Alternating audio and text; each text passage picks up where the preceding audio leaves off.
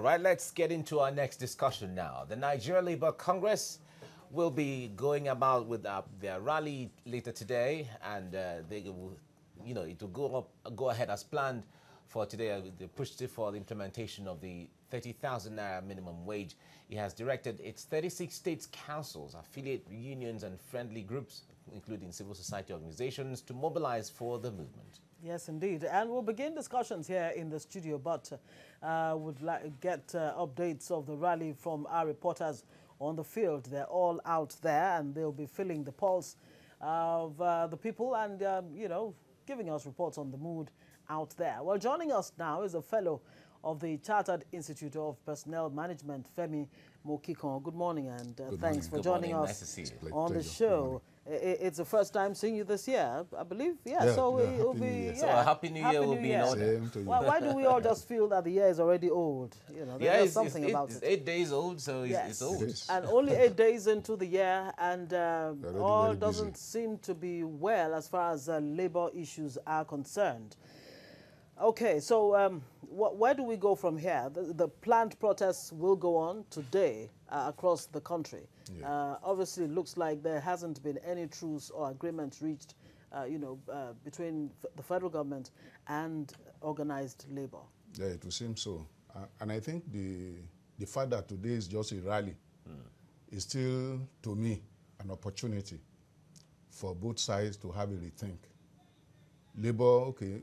What we had the last time was that come December 31, if there was no concrete agreement, we will be faced with consequences that nobody could describe. And of course, many of us expected that what we will be having from January 4 will be a strike. But for Labour to have said, okay, let's start with the rally, I think it's a window of opportunity for both sides to come up with something, and I think that's the idea. Well, the point is, will government take advantage of this window of opportunity to actually convince Labour that it is sincere in, what Labour said was that concerning this new minimum wage? Because the Labour and Employment Minister, Chris Ngige, has said there will be a new minimum wage, but he has not gone beyond saying that to actually saying this is a figure that we have in mind, because obviously 30,000 naira is still in contention. Yeah, I think it's still in contention, but that's the figure we've been hearing all along. Yes. And so far, government has not said it is, and federal government has not said it is not 30,000 naira. So what Labour is asking for is we want government to even transmit this to the National Assembly, which starts another stage of the process entirely, because this bill goes to the the draft bill goes to the National Assembly. You know the procedure. It gets to the National Assembly, there's a first reading, second reading. Of course, they can have their own internal system to say, okay, let's short-circuit this process. Instead of going through all of the act that will come out, probably a 2-page, 3-page document. It's not a long thing. Typically, they will say, let's go to committee, let's go to this. I suspect they will not want to go through all of that processes. But the fact is that if you look at the atmosphere today, election is already on our hand. All the National Assembly members, where are they today? They're on the field, running from one place to the other, trying to either come back, or if they're not coming back, to get their party to come back. So even if you send this bill to the National Assembly, I still have my fears as to whether they will be able to do a good job that will actually give us a document that will not create crisis in the days ahead. The House of Rep is already calling on the government to submit the draft bill. Us, Femi Mokiko, the fellow Chartered Institute of Personnel Management, here with us in the studio. We'll be linking up with other of our correspondents here and there. Now, 7 o'clock was given for members of Labour to come out. But up until now, from the reports we've gotten from Lagos and Port Harcourt so far, people are just trickling in gradually. Would you say that the mobilization was not properly done when it comes to adhering to time? I think the gentleman, the chairman from River State, he said something as to the time between the decision was taken and when it is to be effected. Usually, Labour is not known for not mobilizing its people when it comes to action. But that this is happening today is suggestive. Has the wind been taken out of the sail of the Labour? I don't want to put it that way yet. Okay. I think it's still too early. But if Labour is smart, and I know they are, they will read Between the they lines. will interpret beyond what we are seeing on the ground now. Typically, when you say it's 7:30, labor is usually the first to get there. By 7:30, 8 o'clock, you already see the guy was talking of 500, 300. The people I saw in that place, they are less than okay. 500 is a crowd. The moment you have 500, you have a critical mass, and you can move. Unfortunately, And, well, like you said, this offers some kind of window for government to take advantage and see if it can actually reach some kind of agreement, you know, with labor. yes. But if government does not succeed, I mean, can government really afford to have a total shutdown of the system in an election year? What are the implications of this? You see, both sides will benefit, not in terms of we are getting salary or whatever, psychologically. If an agreement is signed and is transmitted and is finally endorsed, of course, the presidency, the team, whoever, they can make political gain out of it. We gave you minimum wage. So I think they have that vested interest. Whether they will be able to implement it later without crisis from... For instance, if we follow the normal procedure, this bill gets to the National Assembly. This National Assembly consists of representatives from different states. We already hear that some states are saying they cannot pay. I will imagine that the governors of those states will tell their representatives in the National Assembly, if we go by the normal procedure, this bill, don't vote for it. Okay. Why? Because we cannot pay. All right, we'll come back to this. Let's cross over to Sokoto State, where our correspondent Suleiman Nasir is standing by to give us reports from there right now. Suleiman, it's good to have you join us. What's the nature of things in Sokoto? For now, the protest has not commenced here, but all arrangement towards commencement of the protest is being put in place. At the NLC Secretariat, you could see the stage being set, but there are every presence of security men here. There are the PSS, I can see the Nigerian police patrol van around. The Federal Secretariat is a stone throw from the Secretariat of the NLC and TUC here in Sokoto. I passed through the place and most of the offices were locked and a few workers are around, maybe because of the weather. It's very, very cold here.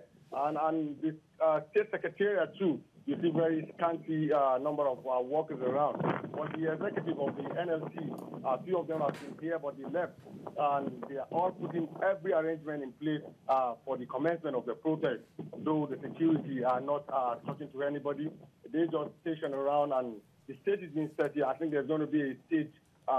They're going to mount a stage here where they will address workers. And all that is being done here, and you can see the executives are working in and coming out to ensure that the protest went on smoothly. Okay, Suleiman Nassif, of course, we'll be relying on you to give us updates as time goes on with the, one-day rally organized by the NLC there in Sokoto. Now, Sharon Ijason, our correspondent in Lagos, actually indicated that, Nigeria actually pays the lowest minimum wage. And, of course, Nigeria is the poverty capital of the world. Is there any surprise? There seems to be some kind of link here. And it doesn't seem, or would you say that government actually appreciates the need to actually pull Nigeria and Nigerians out of poverty? You see, every time we try to compare Nigeria with other countries, I always see it as just talking of one side of the story, just half of it. The guy in Port Harcourt said South Africa just increased salaries to 126,000 naira. Yes. Can you please ask him, what does it cost to live in South Africa? What's the cost of a liter of fuel? What's the cost of a one-bedroom apartment, two-bedroom apartment? Compare it to our own cost here. By the time you do all the comparisons, you may just find that our own 30,000 naira and their own 126,000 naira is about the same thing. Why? Because you are looking at one side of the story without giving us what goes into it. Let's live with what we have. What is ideal? Labour is not asking for decent wage. They are not asking for living wage. They are just asking for minimum wage. If I was in government, I wouldn't even hesitate. You see, the crisis we will have is not going to happen now. Why? Because the government will not want to lose this election. They want to use it as a campaign tool. They want 30,000, isn't it? Please send the bill to the National Assembly. Somebody signs it. What happens 6 months down the road? 12 months down the road, still not paid. 24 months down the road. You will then be hearing that today we are talking of 18,000 and some states are owing 18 months, 15 months. Now you move to 30,000. That's talking about public sector. When you get to the private sector, the moment this bill is signed, today you take the salary structure of some companies, the first step you will see is 18,000. And that goes on, the number of steps, the number of grades. If it goes to 30,000, automatically you must adjust. This adjustment will lead to some consequences which none of us today can figure out. Like inflation, higher unemployment, and Inflation things like that. Are those concerns for you? People will adopt different kind of approaches to contain this cost. Where I'm hiring 2 people, I will hire only one. Where I'm relying on my own staff, I outsource. And you know that this outsourcing, whether you like it or not, at the end of the day, it's all about cost. Exactly. Labour needs to think about that. All right, in all of this now, before we go, if Labour is using today as a rally, and certainly not a strike as they have made it known, is it going to compel government in any way? Because is it holding government, is it pinching government by any way when it comes to the agenda behind this rally? You know, the rally itself may not say much. Okay. It's the strike itself that has consequences. Okay. And strikes, it pays nobody anything. But it's a lose-lose game. Okay? The employers will lose, Labour will lose. At the end of the day, both of them will still come back to the round table to sort it out. Government will also lose. So the best approach really is to ensure that there's no strike. You see, this rally, we suggest to Labour whether it will make sense to go on. Okay. If you So call they're out testing a rally, the waters. Exactly. If this rally goes on the way it is now, 10 o'clock, 11 o'clock, 12 o'clock, it will say something to Labour. They may then want to change their strategy. What they will do, I have no idea. Okay. But you know, to call out a strike, and you get there and you find out people are not responding. All right. All right. Femi Mokikon is a fellow at Chartered Institute of Personnel Management. Thank you so much for joining us on this Labour Matters this morning on TVC Breakfast. Before we go, it's